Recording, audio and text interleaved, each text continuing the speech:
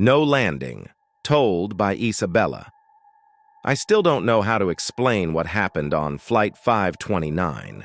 It was supposed to be a short 2-hour flight from Denver to Seattle. I was heading home from a business trip, tired but looking forward to sleeping in my own bed. Everything seemed normal until I glanced at the in-flight tracker about an hour in. We were still over Denver.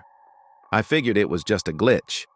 But when I looked out the window, I saw the same highways, the same city lights, exactly where we had taken off. Another hour passed, then 2. People started noticing. A woman called for a flight attendant, her voice shaking. The attendant looked just as confused, but tried to stay calm. "We're experiencing a minor issue with our navigation.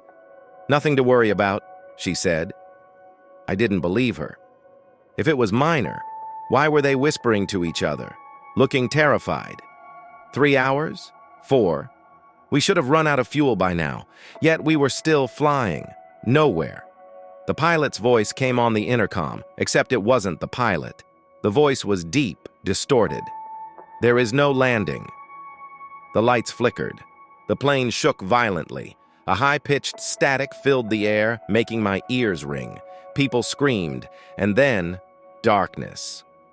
When I woke up, I was in my bed, in Seattle. My bags were unpacked. My phone said it was the day after the flight. But when I checked online, Flight 529 was never recorded. No one remembered it. No one remembered me being gone. I still dream about that flight. Sometimes when I wake up, I hear that voice whispering in my ear. There is no landing. Passenger 19, told by Emily. I was a flight attendant for over 10 years. I thought I had seen everything until Flight 327. It was a half-full red-eye from New York to Miami. A smooth flight except for one strange thing. Halfway through the trip, I did a head count. There were 18 passengers. I counted again. 19. I checked the seating chart. It didn't make sense. There were 18 people on the manifest, but now there was one more. A man in the last row staring straight ahead. I walked toward him, trying to stay calm. "Sir, can I see your boarding pass?" He didn't move. "Sir?" As I got closer, my stomach dropped. His eyes were wrong, hollow, too dark. And his mouth, his mouth, was stretched into a wide, unnatural grin. The plane hit turbulence. The lights flickered, and he was gone. I checked every row, every seat. There was no 19th passenger. I tried to tell the captain, but he just looked at me with concern. "Emily," he said, "that seat's been empty the whole flight." I tried to brush it off, but as we landed, I heard something behind me.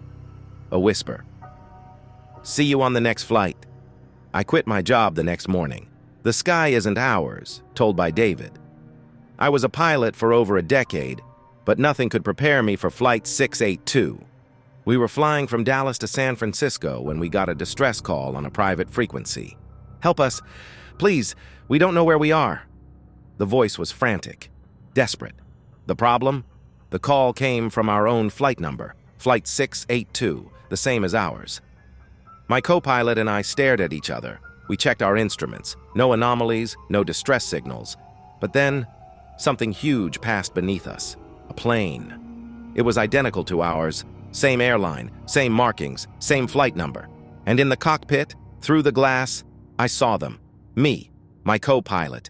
They looked right at us, their eyes wide with terror, their mouths open in silent screams, and then, just like that, they vanished.